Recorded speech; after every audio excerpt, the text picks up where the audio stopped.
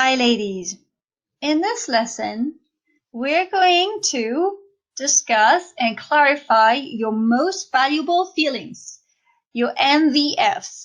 These are the feelings that are most important to you, and they are feelings that you want to experience more of in your relationship with your partner. You might be experiencing them already from time to time, but my guess is that you'd like to experience them a lot more or on a more consistent basis. First of all, it's good to acknowledge that we are emotional beings a lot more than we are logical beings.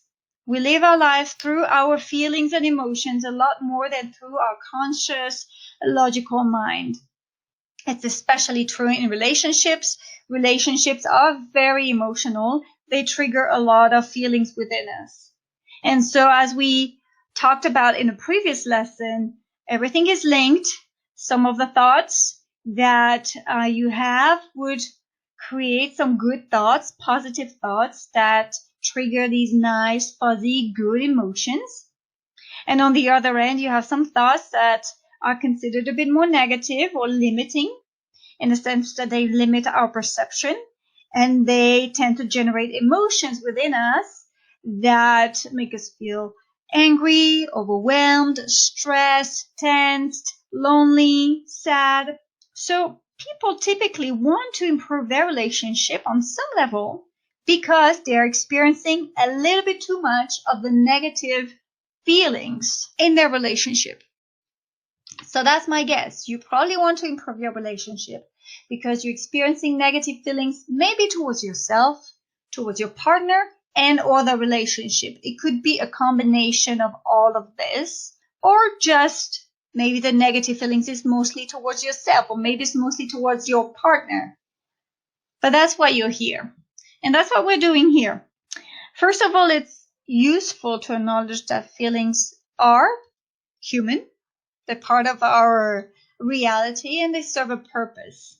And all the feelings that make us feel unwell, these negative feelings or so-called negative feelings tell us that something is out of alignment and that it is something for us to examine and take action upon. Could it be that the negative feeling, negative emotion you're experiencing has to do with the thoughts in your head? That's a question you can ask yourself. What are the thoughts behind this emotion?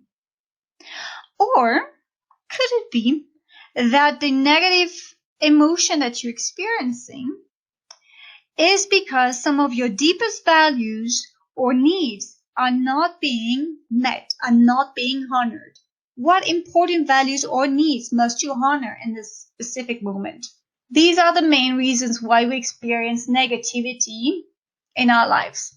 Either our thoughts or the mismatch between the values and needs we have and the reality of our lives. And it's usually a mismatch between what's going on inside of us and the reality of things. So the exercise we're going to do together now is to define the emotions that you want to feel more of in your relationship and in your life at large. So please refer to your workbook for this lesson. And we're going to reuse the 4 times really want exercise that we used 2 lessons ago. Do you remember the question? How do you really want to feel with your partner in the relationship? You answered this question earlier on, so please refer to the answers you gave for that. Remember, in the exercise for the 4 times really want, you came up with some emotions, with some things that were very important to you. And you answered the question, or you completed the statement, I really want to feel blah, blah, blah. I'm going to ask you to go back to this list of all the things you want to experience and feel and ask yourself, which are the top 2 most valuable feelings? Out of all of them, circle them, make sure you locate them, and write it down in your workbook for this lesson. My number 1 most valuable feeling is, and my second most valuable feeling is. Maybe your most valuable feeling is to feel valued. You want to feel more valued and appreciated. Maybe the second one for you is you want to feel more adventurous, more excitement, more passion. What it is for you. In this next part of the exercise, I want you to fill in the blanks. You're going to use your first most valuable feeling to complete the following statements. Let's say that your most valuable feeling is valued. In your workbook, complete this statement right there. I feel blah, blah, blah, let's say valued, when my partner does or does not, and fill in the blanks. Come up with some specific things that make you feel valued when your partner does or does not do this and that. We're looking for very concrete examples here. Second statement, I feel valued when we together do something. For example, the first example could be, I feel valued when my partner thanks me for doing the dishes. I feel valued when we hold hands when we walk outside. All right? And the last one is, I feel blah, blah, blah when it could be for you, I feel valued when I spend time by myself in the garden, when I do some gardening. Or I feel valued when I share a cup of coffee with my friend. Fill in the blanks here and come up with at least 2 or 3 examples per statement. I'm sure you can come up with some specific things that would help you feel more valued. And our same exercise, but using your second most valuable feeling here. Complete the statement. I feel, use your second MVF, when my partner does blah, blah, blah. I feel, let's say, adventurous when we go rock climbing. I feel adventurous when I play basketball. So I'm giving you a couple minutes here to make sure you have at least 2 or 3 ideas per statement. And it's good to acknowledge that there are some activities and some things that you can do that will contribute to experiencing your most valuable feelings. We're talking about empowerment here. Let's be honest with ourselves. We can have a lot of our emotional needs met by ourselves. Become your own prince. Try to meet your own needs yourself. The last statement of I feel blah, blah, blah when this is where we're going to start.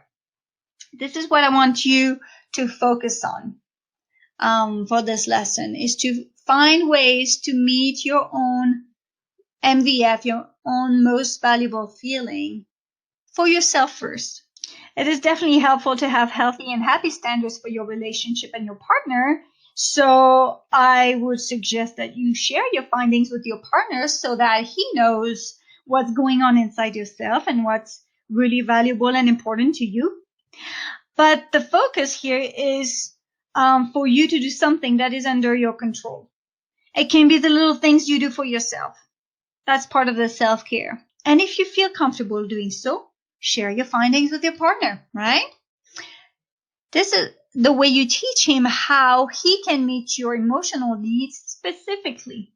We're moving away from generalizations of, oh, you never do this for me, or you always do that, or we not very often do this. Well, here you can share specific ideas, and he may be surprised and unaware of how he can help you meet your emotional needs in a specific way. You may want to say something like this. Hey, honey, I've discovered through this exercise that I want to feel more valued and adventurous.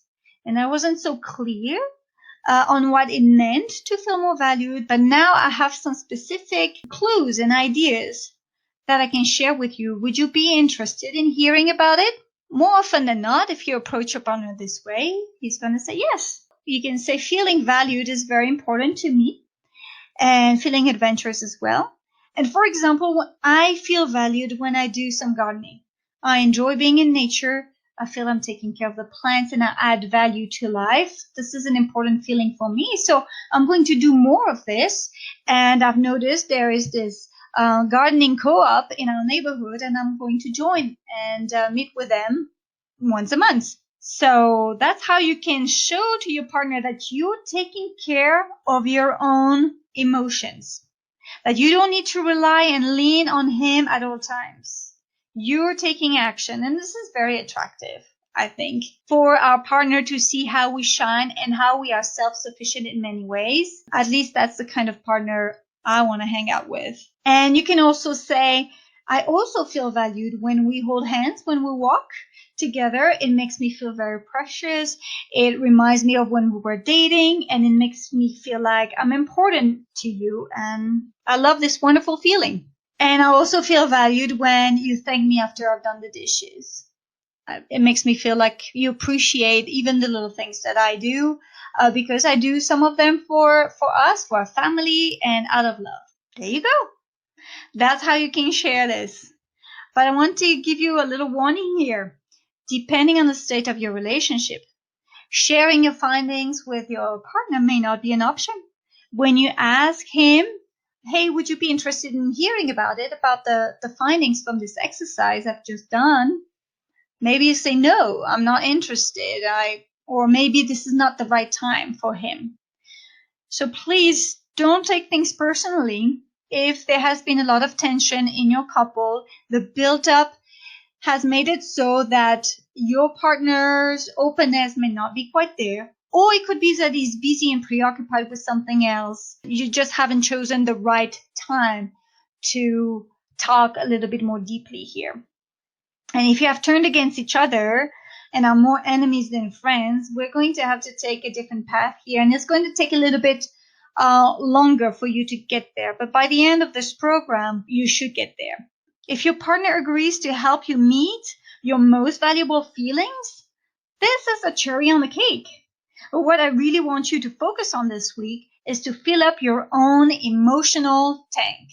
Thanks, ladies, for listening to me, and I look forward to speaking with you on the next lesson.